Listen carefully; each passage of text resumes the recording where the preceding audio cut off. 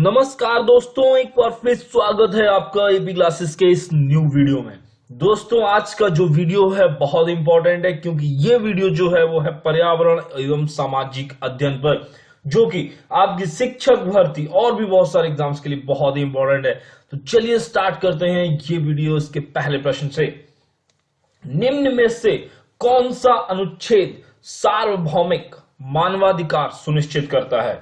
अनुच्छेद 10, अनुच्छेद 15, अनुच्छेद 20 या फिर अनुच्छेद 25? कौन सा अनुच्छेद सार्वभौमिक मानवाधिकार सुनिश्चित करता है? सही उत्तर है इस प्रश्न का अनुच्छेद 15। अगला प्रश्न देखते हैं। हरी खाद से क्या तात्पर्य है?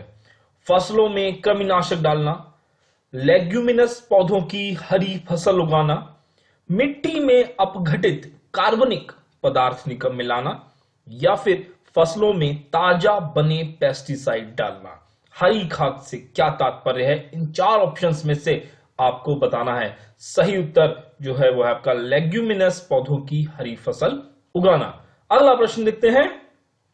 किसके समय में कलकत्ता में प्रथम न्यायालय की स्थापना की गई थी? Robert Clive, Vansittart, Verelst, Warren Hastings. तो किसके समय में कलकत्ता में प्रथम न्यायालय की स्थापना की गई थी? सही उत्तर आपका वॉरेन हेस्टिंग है। अगला प्रश्न देखते हैं। निम्न में से कौन सा ऊर्जा का स्रोत कभी पर्यावरणीय प्रदूषण नहीं करता है? ऑप्शंस हैं नाभिकीय ऊर्जा, सौर ऊर्जा, कोयला या फिर पेट्रोलियम। तो कौन सा है इनमें से? दोस्तों, देखने से ही पता चल रहा होगा जो ऊर्जा का स्रोत कभी पर्यावरणीय प्रदूषण नहीं करता है। सही उत्तर क्या है आपका? बी पार्ट, सौर ऊर्जा। अगला प्रश्न देखते हैं। इन्वायरमेंटल इंपैक्ट असेसमेंट अमेरिका में कब स्थापित किया गया था? ऑप्शंस हैं 1967, 1969, 1971 या फिर 1973। तो कब अमेरिका में स्थापित किया गया था environmental impact assessment? Right answer is 1969। अगला प्रश्न देखते हैं। अपने पर्यावरण की स्वच्छता और शुद्धता का मूल्यांकन करना किसका प्रमुख उद्देश्य है? अपने पर्यावरण की स्वच्छता और शुद्धता का मूल्यांकन करना किसका प्रमुख उद्देश्य है? संज्ञानात्मक क्षेत्र का, भावनात्मक क्षेत्र का, मनोकार्यात्मक क्षेत्र का, या फिर उपयुक्त में से कोई नहीं। तो क्या है इस प्रश्न का सही उत्तर? चलिए देख लेते हैं। इस प्रश्न का सही उत्तर जो है वो है आपका भावनात्मक क्षेत्र का। अगला प्रश्न है आपका कि बंगाल के किस गवर्नर जनरल के काल में पिट्स इंडिया एक्ट 1784 पारित किया गया था? बंगाल के किस गवर्नर जनरल के काल में पिट्स इंडिया एक्ट 1784 पारित किया गया था? वॉरेन हेस्टिंग, कॉर्नवालिस, वेलेस्ली या फिर लॉर्ड मिंटो। सही उत्तर क्या है इस प्रश्न का? सही उत्तर जो है वो है आपका वॉरेन हेस्टिंग। अगला प्रश्न देखते हैं। नेलांग घाटी किस राज्य में स्थित है? नेलांग घाटी ऑप्शंस हैं आपके सामने हिमाचल प्रदेश, सिक्किम, जम्मू एवं कश्मीर या फिर उत्तराखंड। तो नेलांग घाटी किस राज्य में स्थित है? सही उत्तर जो है वो आपका उत्तराखंड। अगला प्रश्न।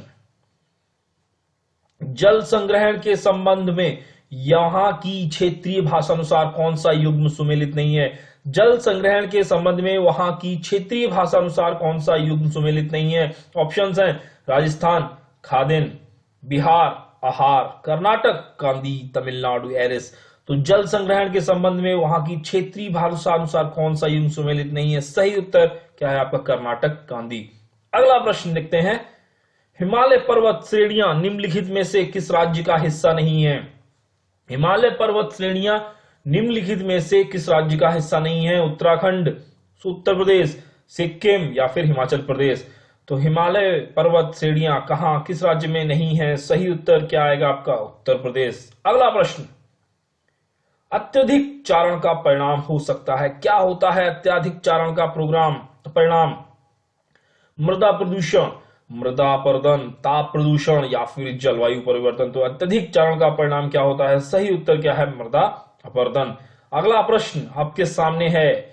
एक पोषण स्तर से दूसरे पोषण स्तर पर ऊर्जा का कितना भाग स्थानांतरित होता है? एक पोषण स्तर से दूसरे पोषण स्तर पर ऊर्जा का कितना भाग स्थानांतरित होता है? ऑप्शंस हैं 25%, 30%, 50% या फिर 10%। क्या है इसका सही उत्तर? सही उत्तर जो है आपका 10%। अगला प्रश्न, क्षेत्रफल की दृष्टि से भारत का विश्व के देशों में कौन सा स्थान है? क्षेत्रफल की दृष्टि से भारत का विश्व के देशों में कौन सा स्थान है? पांचवा, छठा, सातवां या फिर आठवां? तो क्षेत्रफल की दृष्टि से भारत का विश्व के देशों में कौन सा स्थान है? सही उत्तर क्या है आपका? सातवां। अगला प्रश्न, जब ध्रुव से भूमध्य रेखा की ओर बढ़ते हैं तब जैव विविधता, जब ध्रुव से भूमध्य रेखा की ओर बढ़ते हैं तब जैव विविधता क्या होती है? बढ़ती है, घटती है, स्थिर रहती है या फिर इनमें से कोई नहीं? क्या है इसका सही उत्तर? सही उत्तर जो है वो है आपका बढ़ती है। अगला प्रश्न, देखिए दोस्तों, ये जो प्रश्न है आपको 2 से 3 सेकंड में ही चयन करने होते हैं इनका उत्तर, क्योंकि बहुत ही कम समय होता है एग्जाम में आपके पास। तो प्रश्न का उत्तर, ये ऐसे प्रश्न होते हैं जिनका उत्तर अगर आता है तो आपको आ जाएगा, कहीं पे भी कोई गुंजाइश नहीं होती अगर भूल गए हैं तो 2 से 3 सेकंड बहुत ही कम समय होता है और उतने में आपको उत्तर आना चाहिए। अगला प्रश्न बहुत ही इंपॉर्टेंट प्रश्न है आपका कि राष्ट्रीय पक्षी दिवस मनाया जाता है, कब मनाया जाता है राष्ट्रीय पक्षी दिवस? ऑप्शन है 12 नवंबर को, 26 नवंबर को, 27 नवंबर को या फिर 15 नवंबर को। तो राष्ट्रीय पक्षी दिवस कब मनाया जाता है? सही उत्तर आपका 12 नवंबर को। अगला प्रश्न देखते हैं, पर्णपाती वन कहां पाए जाते हैं? पर्णपाती वन कहां पाए जाते हैं? ऑप्शन, वृष्टि छाया प्रदेशों में, टैगा प्रदेशों में, शीतोष्ण प्रदेशों में या फिर उष्ण कटिबंधीय प्रदेशों में। तो पर्णपाती वन कहां पाए जाते हैं? सही उत्तर क्या है आपका? शीतोष्ण प्रदेशों में। अगला प्रश्न देखते हैं, हवाई जहाज वायुमंडल की किस परत में उड़ते हैं? हवाई जहाज वायुमंडल की किस परत में उड़ते हैं? क्षोभ मंडल, तापमंडल, आयन मंडल या फिर समताप मंडल? तो हवाई जहाज वायुमंडल की किस परत में उड़ते हैं? सही उत्तर आपका क्या है? समताप मंडल। अगला प्रश्न, किस राष्ट्रीय उद्यान को पूर्व में हेली राष्ट्रीय उद्यान कहा जाता था? किस राष्ट्रीय उद्यान को पूर्व में हेली राष्ट्रीय उद्यान कहा जाता था? ऑप्शन है जिम कॉर्बेट राष्ट्रीय उद्यान, राजाजी राष्ट्रीय उद्यान, दुधवा राष्ट्रीय उद्यान या फिर उपयुक्त में से कोई नहीं। तो सही उत्तर क्या है? जिम कॉर्बेट राष्ट्रीय उद्यान। अगला प्रश्न, अब तक भारतीय रुपए का कितनी बार अवमूल्यन किया जा चुका है? ऑप्शन है 1 बार, 2 बार, 3 बार या फिर 4 बार। तो कितनी बार अवमूल्यन किया जा चुका है भारतीय रुपए का? सही उत्तर आपका 3 बार। अगला प्रश्न, वह कौन सा मंदिर है जो ईंटों से निर्मित है तथा इसे भारतीय स्थापत्य कला में बेजोड़ कहा जाता है? कौन सा मंदिर है जो ईंटों से निर्मित है तथा इसे भारतीय स्थापत्य कला में बेजोड़ कहा जाता है?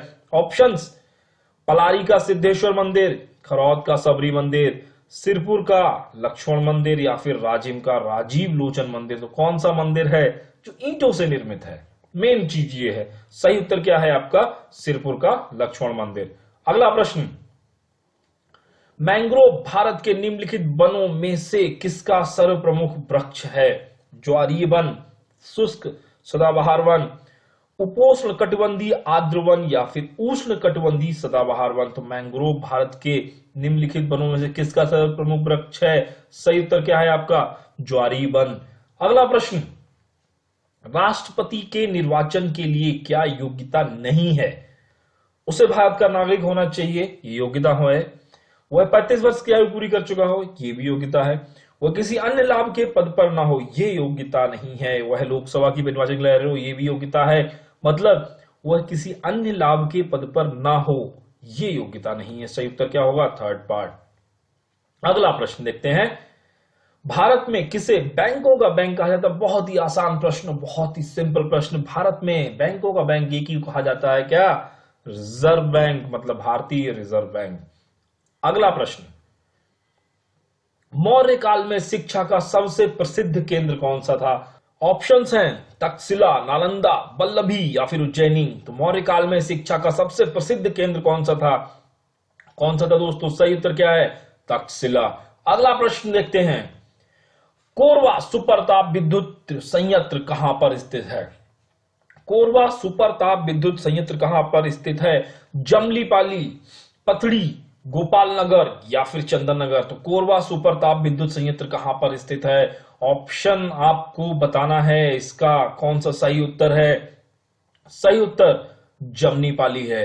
ये है आज का वीडियो और ये बहुत ही महत्वपूर्ण है और इसके क्वेश्चंस जो हैं और भी महत्वपूर्ण है। और दोस्तों, अगर आपको और वीडियोस चाहिए आपको अपनी तैयारी के, तो दोस्तों इस चैनल को सब्सक्राइब करना ना भूलिए। नीचे जो है सब्सक्राइब पर क्लिक जरूर कर दें। और दोस्तों बेल आइकन अगर आप दबाएंगे तो आपको मिलेंगे नोटिफिकेशन हमारे द्वारा डाले गए वीडियोस का, तो वहां से भी आप देख सकते हैं। दोस्तों इस वीडियो के लिए इतना ही, फिर मिलते हैं नेक्स्ट वीडियो में, तब तक के लिए बहुत बहुत धन्यवाद।